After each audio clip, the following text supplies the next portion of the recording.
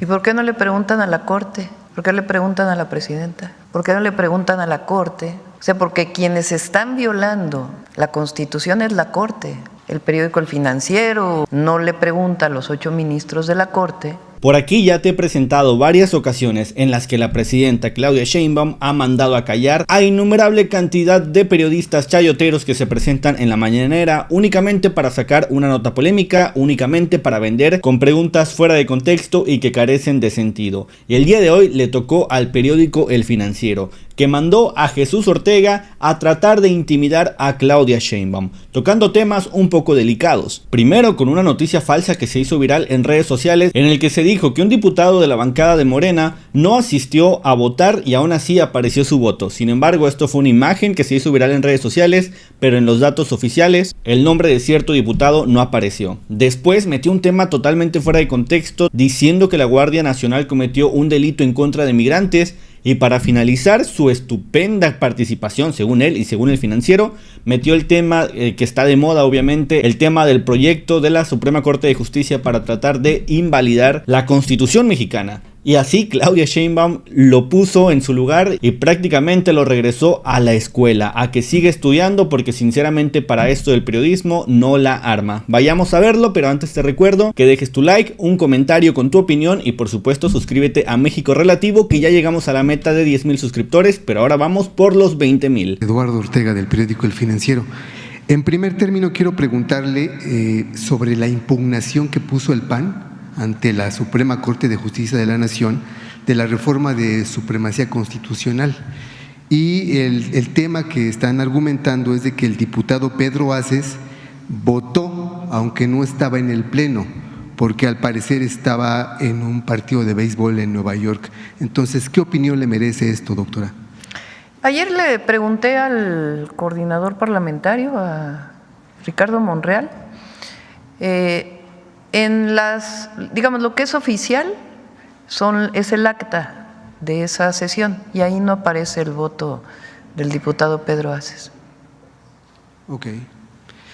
Es lo que es legal. Vale. Más allá de las pantallas. Claro. En otro tema, doctora, el 2 de noviembre, elementos de la Guardia Nacional… Que por cierto, de todas maneras se tienen las 2/3 partes. Claro, claro. Aunque él no haya… Sí, bueno, pero es que lo que argumenta el PAN, justamente por eso impugnó ante la Corte. Sí, pero lo que impugnas es lo que es legal, no es una pantalla. Y lo que es legal en el libro de actas, ¿no? A ver si me dice cómo se llama exactamente. ¿Cómo? Diario de los debates. Diario de los debates. Ahí no aparece el voto del diputado Pedro Aces. Ok. Por otra parte, el 2 de noviembre, elementos de la Guardia Nacional… Ya quedó sin sustancia, para ser. Ok.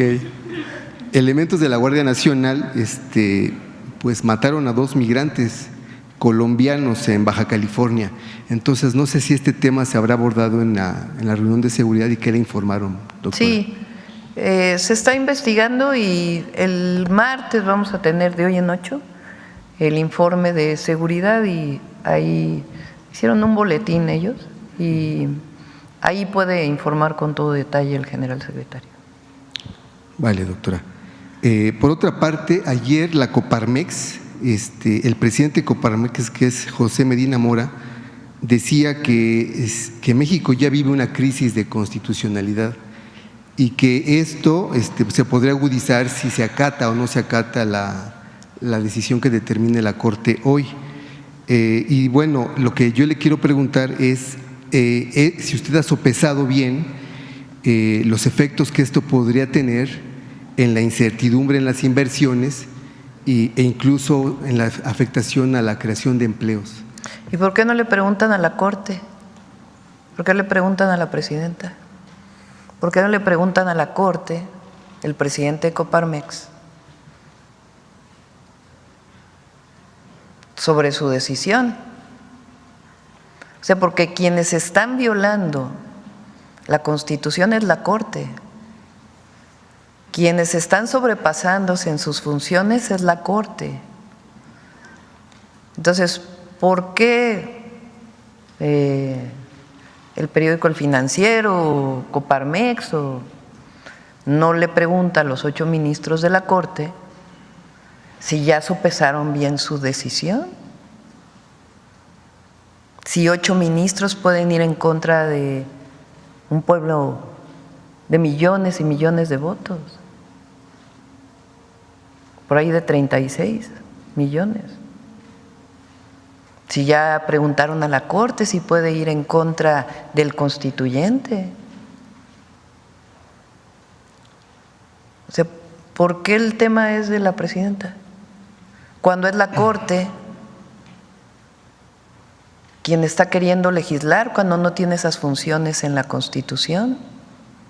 8 ministros, por encima de la Cámara de Diputados, de la Cámara de Senadores, de la mayoría de los congresos locales, de la soberanía que está en el pueblo. Entonces habría que preguntarle, habrá que dirigir este cuestionamiento a los 8 ministros de la Corte y ministras.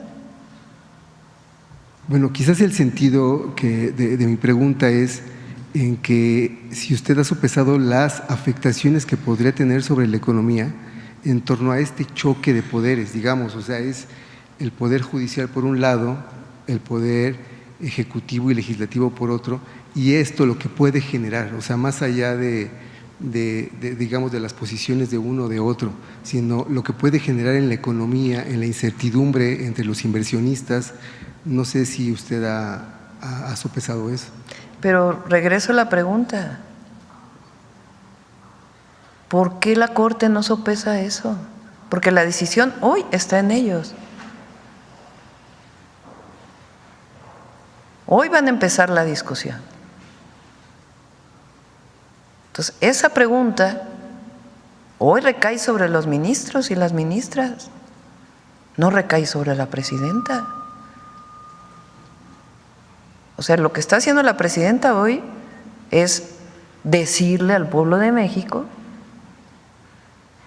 que su voluntad la cumplió el constituyente. Y quien está poniendo en tela de juicio esa decisión es la Corte.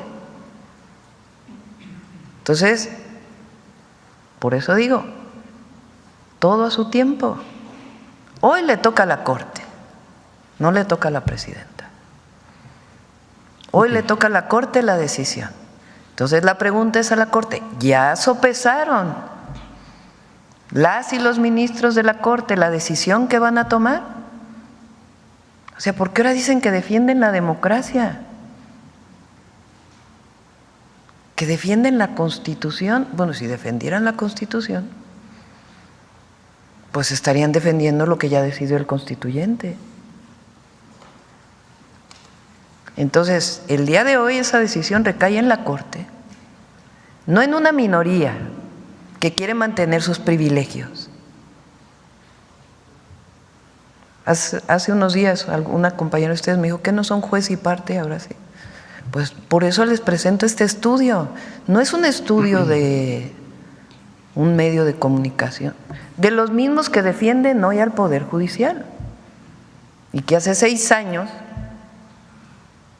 decían que se llamaba Poder Familiar de la Federación. ¿Qué ha cambiado?